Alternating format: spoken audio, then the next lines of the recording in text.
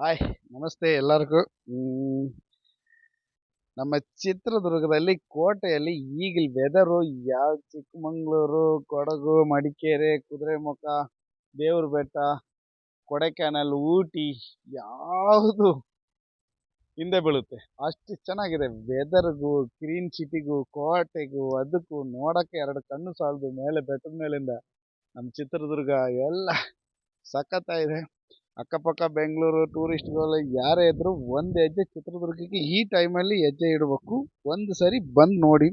ಎಲ್ಲಿ ಬೇಕೋ ಜಿಲು ಜಿಲು ಜಿಲು ಜಿಲ್ನ ಹರಿಯೋ ನೀರಿಂದ ಹಿಡಿದು ಕೋಟೆ ಎಲ್ಲ ನೋಡೋಕ್ಕೆ ತುಂಬ ತುಂಬ ನೋಡಕ್ಕೆ ಸಾಲದು.